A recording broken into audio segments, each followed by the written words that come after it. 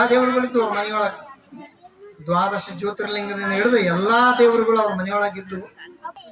ಎಲ್ಲ ಇಷ್ಟಿರ್ಬೇಕಾದಾಗ ಮನೆಯೊಳಗ ಒಂದೇ ಒಂದು ಸಮಸ್ಯೆ ಏನು ಅಂತಂದ್ರೆ, ಮಂದಿ 25 ಮಂದಿ 30 ಮಂದಿ ಸನಕಿದ್ರು.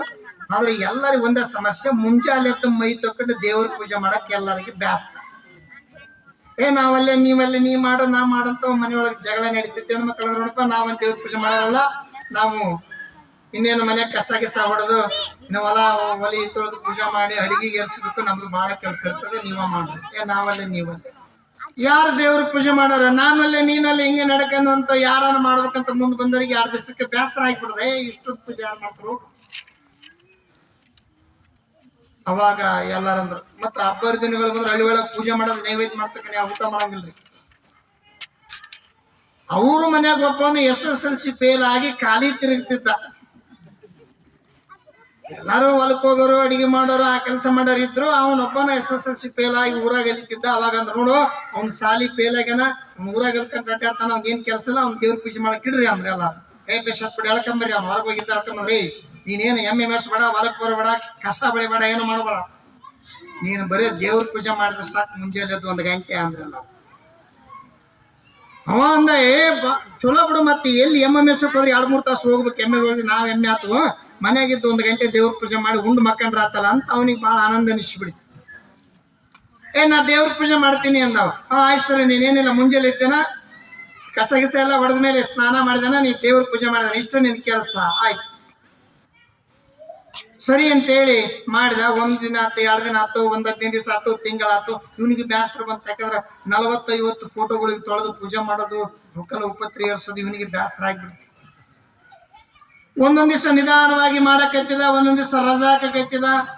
ಯಾವ್ಯಾವ ಮಾಡಬಹುದು, ಇವನ ಮಾಡ್ಬೇಕು, ನೀನ ಮಾಡೋದ್ರಲ್ಲ, ನಿನ್ನ ಹೆಂಗ ಮಾಡ್ಬೇಕು, ದೇವ್ರ ಬ್ಯಾಸರ ಆಗಿಬಿಡ್ತೀವಿ. ಅದ್ರಾಗ 1 ಅಲ್ಲ 2 ಅಲ್ಲ, ಓಸುಕ್ಕ ತೊಳೆದು ಪೂಜೆ ಮಾಡಿದ್ರೆ ಇವನಿಗೆ ಆಯಾಸ ಆಗಕತ್ತಿ ಬಿಡ್ತೀವಿ. ಹತ್ತದು ಇಳಿಯೋದು, ಹತ್ತದು ಇಳಿಯೋದು. ಯಾಕಂದ್ರೆ ಎಲ್ಲ ಮ್ಯಾಲಿಂದ ಕೆಳಗದ ದೇವ್ರು. ಏನು ಯುಗಾದಿ ಹಬ್ಬ ಬಂತು, ಮರುದಿವ್ಸ ಯುಗಾದಿ. ಅವಾಗ ಇನ್ನೇನು ನಾಳೆಗೆ ಏನು ಅಡಿಗೆಗೆ ಹೋಳಿಗೆ, ತುಪ್ಪ, ಅನ್ನ, ಸಾಂಬಾರು, ಸೊಂಡಿಗೆ ಎಲ್ಲ ರೆಡಿ ಆಯ್ತು. ಇಂಥದ ಮಾಡ್ಬೇಕಂತ ಹೇಳಿದ್ರು ರೆಡಿ ಅಂತೇಳಿ ಮುಂಜಾನೆ 4 ಗಂಟೆಗೆ ಹೆಣ್ಮಕ್ಳು ಎಲ್ಲ ಕಸ ಗಿಸ ಬೆಳೆದ್ರು, ರಂಗೋಲಿ ಹಾಕಿ ಭಾಳ ಚಂದ ದೇವರು ಅಡಿಗೆ ಮನೆಲ್ಲ ತೊಳ್ಕೊಂಡು ಅಡಿಗೆಗೆ ಇರಿಸಿದ್ರು. ಇನ್ನೇನು 6 ಗಂಟೆ ಆಯ್ತು, 7 ಗಂಟೆ ಆಯ್ತು, ನಿನ್ನ ಮಲಗಿದ್ದ. ಇನ್ನೇನು ಒಬ್ಬರೊಬ್ರು ಇಬ್ರಿಬ್ರು ಬರೋದು ಹೋಗೋದ. ಏನ್ ಮಾಡಕತ್ರಿ, ಅಡಿಗೆ ಆಯ್ತು, ಏನ್ ಮಾಡಕತ್ರಿ, ಹೋಳಿಗೆ ಎಲ್ಲ ಅನ್ನ ಸಾಂಬಾರ್ ನಡೆಯಕತ್ತಿದ್ದ, ಆಗತ್ತೆ 1 ತಾಸ್ನಾಗ ಆಗತ್ತ. ಮತ್ತೆ ಇನ್ನೇನು ಇವತ್ತು ಅದ್ರಾಗ ಯುಗಾದಿ ಐತಿ, ಮತ್ತೆ ಬಡ ಸ್ನಾನ ಮಾಡಿ ದೇವ್ರ ಪೂಜೆ ಮಾಡ್ಬೇಕು. ಎಬ್ಸ್ರವ್ ನಾನು ಇವ್ ಮಕ್ಕಂಡಿದ್ದ ಬೇಸೋದಕ್ಕಂತ ಎಬ್ಸಿದ್ರು. ಎದ್ದಳ ಪೂಜೆ ಮಾಡಿ ಎದ್ದಳ, ಮಾಡ್ತೀನಿ ಸುಂದರ ಅಂದ. ಇವತ್ತು ಯುಗಾದಿ ಐತೆ, ಮಕ್ಕ ಬರ್ದ ಎದ್ದಳ, ಎಲ್ಲ ದೇವ್ರ ಪೂಜೆ ಮಾಡಿ ನೈವೇದ್ಯ ಮಾಡ್ತಕ್ಕಂಥ ಮನೆಗೆ ಯಾರು ಅನ್ನಂಗಿಲ್ಲ, ಎದ್ದಳ. ಸರಿ ಅಂತ ಎದ್ದೇವ್ ಎದ್ದ. ಅವಾಗ ಎಲ್ಲಾರು ನೋಡಿದ, ಅದ್ರಾಗ 25-30 ಮಂದಿ ಇದ್ರು ಮನ್ಯಾಗ. ಅಲ್ಲೇ 15-20 ಮಂದಿ ಮೈ ತೊಕೊಂಡ್ಬಿಟ್ಟಿದ್ರ. ಅಲ್ಲಿ ಮರ ಮೈ ತೊಕೊಂಡ್ರಲ್ಲಿ ಯಾರನ್ನೊಬ್ರು ಮಾಡ್ಬೇಕಲ್ಲ. ನಿನ್ ಡ್ಯೂಟಿ ಅದ, ನಿನ್ ಡ್ಯೂಟಿ ನೀನ್ ಮಾಡ್ಬೇಕ. ಭಾರಿ ಡ್ಯೂಟಿ ಹಾಕಿರ್ತಾಗ ನೀವು ಅಂತ. 7 ಗಂಟೆ ಆಯ್ತು, 8 ಗಂಟೆ ಆಯ್ತು, 9 ಗಂಟೆ ಆಯ್ತು. ನಿಧಾನಕ್ಕೆ ಮಕ್ಕ ತಕೊಂಡ್ ಯಾ ದೇವ್ರ ಪೂಜೆ ಮಾಡಲ್ಲ, ಸ್ನಾನ ಮಾಡಲ್ಲ, ದೇವ್ರ ಪೂಜೆ ಮಾಡಿ ನಿಧಾನಕ್ಕೆ ಹೊರಗೆ ಬಿಟ್ಟು ಹೇಳ್ತ. ಈ ಕಡೆ ನೋಡ್ರಿ ಅಡಿಗೆ ಮನೆಗೆ ಹೋಳಿಗೆ ರೆಡಿ ಆಗ್ಬಿಟ್ಟವಲ್ಲ. ಹೋಳಿಗೆ ರೆಡಿ ಆಗಿತ್ತು, ಅನ್ನ ಸಾರು ತುಪ್ಪ ಗಿಪ್ಪ ಎಲ್ಲ ರೆಡಿ ಇಟ್ಕೊಂಡ್ಬಿಟ್ಟಾರೆ. ಹೆಣ್ಮಕ್ಳು ಬರೋದು ಹೋಗೋದು. ಇವತ್ತು ಅದ್ರ ಯುಗಾದಿ ಐತಿ, ಹೋಳಿಗೆ ಜಡಿಬೇಕಂತ ಎಲ್ಲ ದೇವ್ರ ಪೂಜೆ ಇಲ್ಲ, ನೈವೇದ್ಯ ಇಲ್ಲ, ಎಲ್ಲ ರೆಡಿ ಆಗೈತೆ. ಮತ್ತೆ ಅವನೇ ಮೈ ತೊಕೊಂಡಿಲ್ಲ, ದೇವ್ರ ಪೂಜೆ ಮಾಡಿಲ್ಲ. ಅವ್ನ ಇಲ್ಲೇ ಹೊರಗಡೆ ಎಳ್ಕೊಂಬರ್ರಿ, ಆಯ್ತು ನಡ್ರಿ ಅಂತ ಕಳಿಸಿದ್ರು. ಎಳ್ಕೊಂಬಂದ್ರೆ ಅವ್ನು ಹೊರಗೆ ಹೋಗಿದ್ದು. 8 ಗಂಟೆ ಆಗಿತ್ತು. 8:30 ಬಂದವ್ನು. ನಿನ್ಗೆ ಹೇಳಿಲ್ಲ ಬಡ ಮೈ ತೊಕೊಂಡು ಪೂಜೆ ಮಾಡಿ ದೇವ್ರಿಗೆ ನೈವೇದ್ಯ ಮಾಡಿ ನಾವ್ ಯಾರು ಉಂಡಿಲ್ ನೋಡ. ಆಯ್ತು ತಗ ಮಾಡ್ತೀನಿ ತಗ ಅಂದ. ದೊಡ್ಡ ಮನೆ ಹಿಂದ್ಗಡೆ 1 ಬಾಗಿಲಿತ್ತು. ನಾನು ಹಾಕಿ ಸ್ನಾನ ಪಂಟಿ ನೋಡ ತಿಂದು ಬಿಟ್ಟು ಮತ್ತೆ ಆ ಕಡೆ ಹೊರಗೆ ಹೋಗ್ಬಿಟ್ಟು 9 ಆತು, 9:30 ಆತು. ಇನ್ ಮನೆ ಉಣಂಗಿಲ್ಲ, ಅದ್ರಾಗ ಯುಗಾದಿ. ಸರಿ ಅಂತೇಳಿ ಮತ್ತೆ ಇನ್ನೇನು ಎಲ್ಲಾರು ತಾಟ್ ತಗೊಳಕತ್ತಿದ್ರೆ, ಉಣಬೇಡ. ಯಾಕಂದ್ರೆ ಸ್ನಾನ ಆಗಿಲ್ಲ, ಪೂಜೆ ಆಗಿಲ್ಲ, ದೇವ್ರ ಪೂಜೆ ಆಗಿಲ್ಲ, ನೈವೇದ್ಯ ಆಗಿಲ್ಲ, ಉಣಂಗಿಲ್ಲ. ಮತ್ತೆ ಯಾರನ್ನ ಮಾಡ್ರಿ, ಯಾರು ಮಾಡ್ಬೇಕು, ಅವನ ಮಾಡ್ಬೇಕು. ಹೇಳ್ಕೊಂಬರ್ರಿ ಅವನ 9:10 ಮತ್ತೆ ಹೇಳ್ಕೊಂಬಂದ್ರ ಅವ್ನ ಮನೆಗೆ ಸೀದಾ. ಅವಂದ ಲೋಕ್ ಕಡಿದ್ರು ಒಬ್ಬರು 10 ತುಂಡು ಆಗಂಗಿದ್ರಿ. ಯಾರು ಮಾಡಿಲ್ಲ ನನ್ನ ಪೂಜೆ ಅಂದ. ನಿನ್ ಡ್ಯೂಟಿ ಅದ, ನೀನ್ ಮಾಡ್ಬೇಕ. ಮಾಡ್ತಂತೇಳಿ ಪೂಜೆ ಅಂದ. ದೇವ್ರಿಗೆ ನಿಮ್ಗೆ ಇಬ್ಬರಿಗೆ ಸೇರಿಸಿ ಮಾಡ್ತಂತೇಳಿ ಪೂಜೆ ಅಂದ. ಇಲ್ಲೋಡ, ನೀನ್ ಮಾಡ್ಲಿಲ್ಲ ಅಂದ್ರೆ ನಾವು ಇಲ್ಲೋಡ ಉಪವಾಸ ಬಿದ್ದು ಸಾಯ್ತೀವಿ ಎಲ್ಲಾರು. ಬಡ ಹೋಗಿ ಸ್ನಾನಕ್ಕಂತೆ ತಗೊಂಡೋಗಿ ಬಚ್ಚಲಕ್ಕೆ ಹೋಗಿದ್ರು. ಅವ ಅಂದ ನನ್ನ ಹುಡುಕ ಬದ್ಲಿ ಯಾರನ್ನ ಒಬ್ರಿಗ ಸ್ನಾನ ಮಾಡ್ಯಾರಲ್ಲ ಬಡ ಬಡ ಪೂಜೆ ಮಾಡಿ ನೈವೇದ್ಯ ಮಾಡಿಬಿಟ್ರೆ ಹೊಡೆದು ಬಿಡ್ತಿದ್ರಪ್ಪ ಹೋಳಿಗೆ ನಾನ ಮಾಡ್ಬೇಕಂಬದ್ ಏನೈತಿ ಕಾನೂನು ಅಂದ. ಈ ಬಿಟ್ಟು ನೀನ್ ಮಾಡ ಆಯ್ತು ತಗೊಂಡ್ ಬಚ್ಚಲಕ್ಕೆ ಹೋಗಿದ್ರ ಅವನ ಆಯ್ತು ಮೈ ತೊಗೊಂಡ್ ಅಂತೇಳಿ ಮೈ ತೊಕೊಂಡಂಗ್ ಮಾಡಿದ ಬಟ್ಟೆ ಹಾಕ್ಯಣಂಗ್ ಮಾಡಿದ ನಿಧಾನಕ್ಕೆ ಹಿಂದಿನ ಹೆಟ್ಬಿಟ್ರಿ ಹೊರಗೆ ಮಾಡ್ತಾರೆ. ಅಯ್ಯೋ ನಿಮ್ಮನ್ನ ಹೋಳಿಗೆ ಒಳಗತ್ತಿದ್ವಿ ರೆಡಿ ಆದವು. ನಾವು 8ಕ್ಕೆ ರೆಡಿ ಆಗ್ಬಿಡ್ತಾವ. ಆಯ್ತು ಇನ್ನೇನು ಅವ್ನ ಸ್ಥಾನಕ್ಕೆ ಹೋಗಿ ನಾ ಪೂಜೆ ಮಾಡ್ತಾನ ಅಂತೇಳಿ ಈ ಕಡೆ ಎಲ್ಲ ರೆಡಿ ಇಟ್ಕೊಂಡಿದ್ರು. ರೆಡಿ ಇಟ್ಕೊಂಡ ಮೇಲೆ 11 ಗಂಟೆ ಆತು ನೋಡ್ರಿ. ಎಲ್ಲರಿಗೂ ತಲೆ ತಿರ್ಗಾಕೈತಿ ಬಿಡ್ತಿ. ಯಾಕಂದ್ರೆ ಮುಂಜಾನೆ 8ಕ್ಕೆ ತಿಂದು ಮಂದಿ ಹಳ್ಳ್ಯಾಗ. ಆಯ್ತು ಇನ್ನೇನು ಪೂಜೆ ಮಾಡಿದಾನೆ. ಯಾವ ಪೂಜೆ ಅವ್ನು ಮನ್ಯಾಗಾನೇ ಇಲ್ಲ ಅಂದ್ರು ಹೆಣ್ಮಕ್ಳು. ಎಲ್ಲಿಗೆ ಹೋದವ್ನು ಹಿಂಗೆ ಮೈ ತೊಗೊಂಡಂತ ಬಂದಂಗ ಮಾಡಿ ಈ ಕಡೆ ಹೋಗಿಬಿಟ್ಟು ನೋಡ.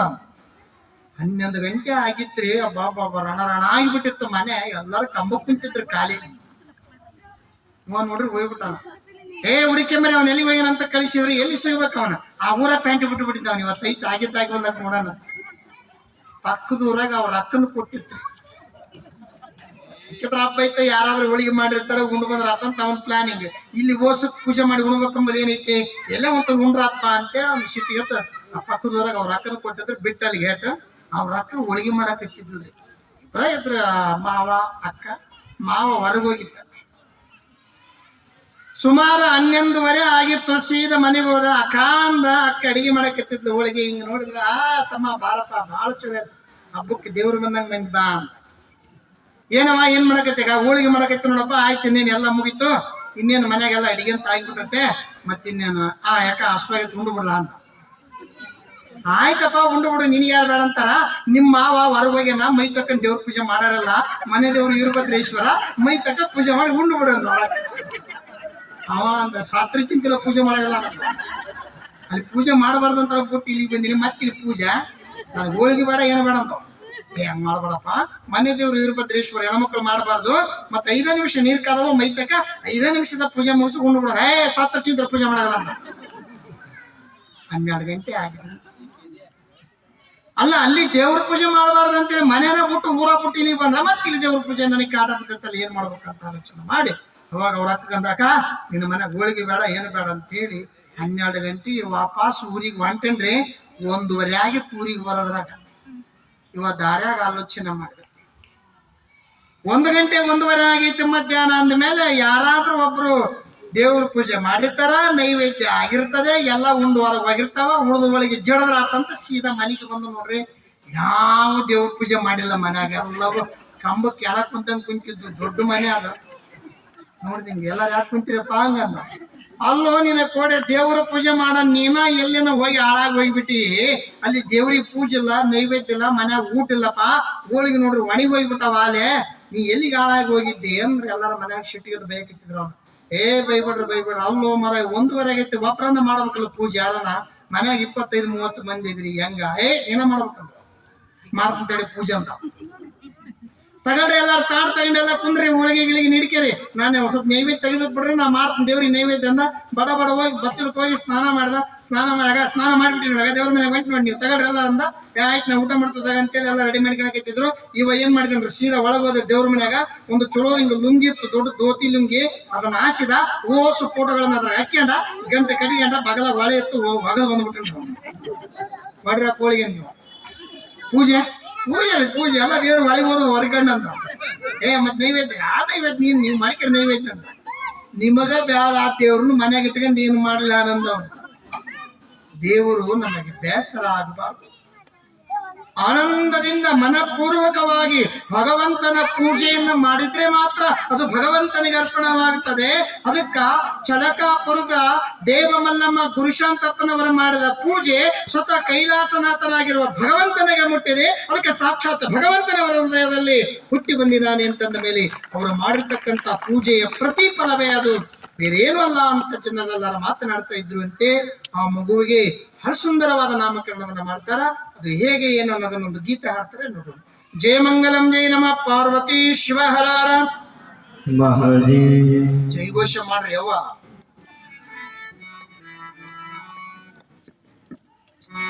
ಪುಷ್ಪಗಳು ಪರಿಮಳವ ಸೂಸುತ್ತಿವೆ ಏಳು, ದುಂಬಿಗಳು ರಸದುಂಬಿ ಹಾಡುತ್ತಿವೆ ಕೇಳು. ಸದ್ಗುರುವೇ ಎಲ್ಲಿರುವೆ, ಸದ್ಗುರುವೇ ಎಲ್ಲಿರುವೆ ಶ್ರೀ ಸಿದ್ಧಾರೂಢ, ಉದಯವಾಯಿತು ಏಳು ಸ್ವಾಮಿ ದಯೆ ತೋರು. ಪುಷ್ಪಗಳು ಪರಿಮಳವ ಸೂಸುತ್ತಿವೆ ಏಳು, ತುಂಬಿಗಳು ರಸದುಂಬಿ ಹಾಡುತ್ತಿವೆ ಕೇಳು.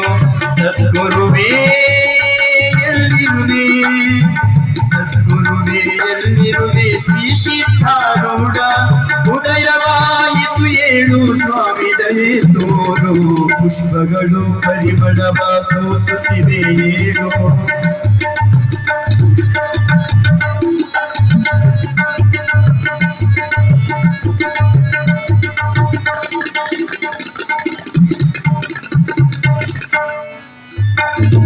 ಚಳಕಾಪುರ ಕ್ಷೇತ್ರದಲ್ಲಿ ಜನ್ಮವ ಪಡೆದವನೇ, ಶಿವಯೋಗಿ ಲಕ್ಷಣದಲ್ಲಿ ಬೆಳೆಯುತ್ತಾ ನಡೆದವನೇ. ಚಳಕಾಪುರ ಕ್ಷೇತ್ರದಲ್ಲಿ ಜನ್ಮವ ಪಡೆದವನೇ, ಶಿವಯೋಗಿ ಲಕ್ಷಣದಲ್ಲಿ ಬೆಳೆಯುತ್ತ ನಡೆದವನೇ. ಗುರುದೇವೋ ಭವ ಎಂದು ಅವಯವ ನುಡಿದವನೇ, ಗುರುದೇವೋ ಭವ ಎಂದು ಅವಯವ ನುಡಿದವನೇ. ಉದಯವಾಯಿತು ಏಳು ಸ್ವಾಮಿ ದಯೆ ತೋರು. ಪುಷ್ಪಗಳು ಪುಷ್ಪಗಳು ಪರಿಮಳವ ಸೂಸುತ್ತಿವೆ ಏಳು.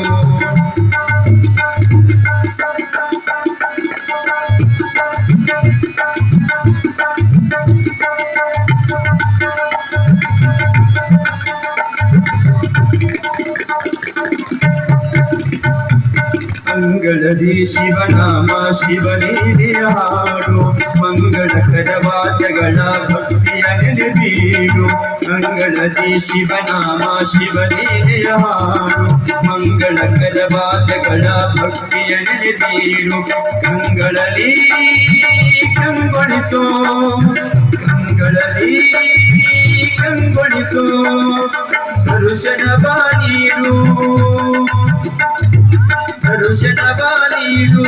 ಉದಯವಾಯಿತು ಏಳು ಸ್ವಾಮಿ ದಯೆ ತೋರು. ಪುಷ್ಪಗಳು ಪುಷ್ಪಗಳು ಪರಿಮಳವ ಸೂಸುತ್ತಿವೆ ಏಳು. ಜಾತಿ ಮತ ಭೇದಗಳ ಅರಿಯದ ಈ ನೆಲವು, ಕನ್ನಡ ಕುಲಕೋಟಿಯ ಬಹು ಪುಣ್ಯದ ಫಲವು.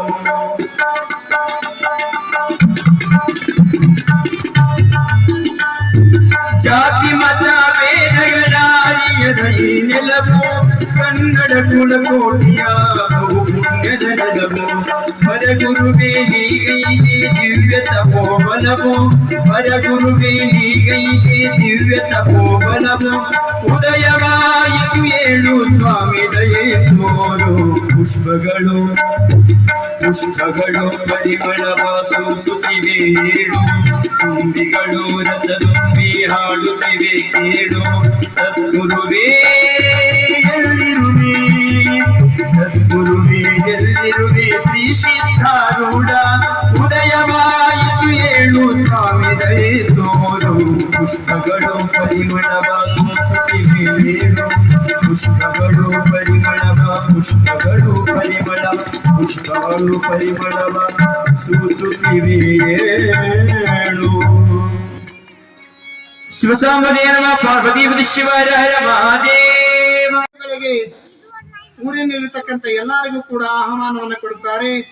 ಮನೆಯನ್ನ ಸುಂದರಗೊಳಿಸಿ ತೋರಣಗಳಿಂದ ಅಲಂಕಾರವನ್ನು ಮಾಡಿ ಮಡಿಯಿಂದ ಶುದ್ಧಿಯನ್ನುಗೊಳಿಸಿ 12ನೇ ದಿನಕ್ಕೆ ಮುತ್ತೈದೆಯರನ್ನ ಕರೆತಂದು ಗುರುಗಳ ಸಮ್ಮುಖದಲ್ಲಿ ಬಹಳ ವಿಜೃಂಭಣೆಯಿಂದ ಕಟ್ಟಿಗೆಯ ತೊಟ್ಟಿಲಲ್ಲಿ ಅತ್ತೇಜ ಪುಂಜನಾಗಿರ್ತಕ್ಕಂತಹ ಮಗನನ್ನ ಹಾಕಿ ಗುರುಶಾಂತಪ್ಪ ಮತ್ತು ದೇವ ಮಲ್ಲಮ್ಮ ಗುರುಗಳನ್ನ ಕೇಳ್ತಾರೆ, ಅಪ್ಪ ಮಗನಿಗೆ ಯಾವ ಹೆಸರನ್ನು ಇಡಬೇಕು ತಾವು ಅಪ್ಪಣೆ ಮಾಡಬೇಕು ಅಂದಾಗ ಮನೆಯ ಗುರುಗಳಾಗಿರುವಂತ ಜ್ಞಾನಿಗಳಾಗಿರುವಂತ ವೀರಭದ್ರ ಮಹಾಸ್ವಾಮಿಗಳವರು, ಅಪ್ಪ ನಿಮ್ಮ ಮಗನಿಗೆ ಸಿದ್ಧಪ್ಪ ಅಂತ ನಾಮಕರಣ ಮಾಡ್ರಿ, ಅವನು ಸಿದ್ಧ ಪುರುಷನಾಗುತ್ತಾನೆ ಮುಂದ ಅಂತ ಹೇಳಿ ಗುರು ವೀರಭದ್ರ ಸ್ವಾಮಿಗಳವರು ಹೇಳಿದ ಹಾಗೆ ಅಲ್ಲಿರ್ತಕ್ಕಂಥ ಎಲ್ಲ ಮುತ್ತೈದೆಯರ ಸಹಯೋಗದೊಂದಿಗೆ ಸುಂದರವಾಗಿ ಮಗುವಿಗೆ ನಾಮಕರಣ ಮಹೋತ್ಸವನ್ನ ಮಾಡ್ತಾರೆ. ಜೋ ಸುಬ್ರಹ್ಮ ಸ್ವರೂಪ ಜೋ ಜೋ, ಜೋ ಸದಾಶಿವ ಮೂರ್ತಿ ಜೋ ಜೋ, ಜೋ ಸುಸದ್ಗುರು ದೇವ ಪ್ರಮತ ಪ್ರಾಣನೆ ಜೋ ಜೋ, ಜೋ ಸುರಾಸುರ ವಂದ್ಯ ಜೋ ಜೋ ಜೋ ಸುಮುನಿ ಕುಲ ವಿನುತ ಜೋ ಜೋ ಜೋ ಶರಣ ಜನತಾರಕನೇ ಶಿಶು ಸಿದ್ಧನೇ ಜೋ ಜೋ ಅಂತ ಹೇಳಿ ಮುತ್ತೈದೆಯರೆಲ್ಲರೂ ಕೂಡ ಸೂತ್ರವನ್ನ ಹಿಡಿದು ತೊಟ್ಟಿಲವನ್ನ ತೂಗಿ ಜೋಗಳ ಪದವನ್ನ ಹಾಡುವುದರ ಮೂಲಕ ಮಗುವಿಗೆ ಸಿದ್ಧ ಸಿದ್ಧಪ್ಪ ಅಂತ ಹೇಳಿ ನಾಮಕರಣ ಮಹೋತ್ಸವವನ್ನು ಮಾಡುತ್ತಾರೆ. ಈ ರೀತಿಯಾಗಿ ಆ ಕೋಟೆಯ ಗುರುಶಾಂತಪ್ಪನವರ ಮನೆಯಲ್ಲಿ ಹೇಗೆ ಆ ಮಗುವಿಗೆ ನಾಮಕರಣ ಮಹೋತ್ಸವ ವಿಜೃಂಭಣೆಯಿಂದ ನೆರವೇರಿತು.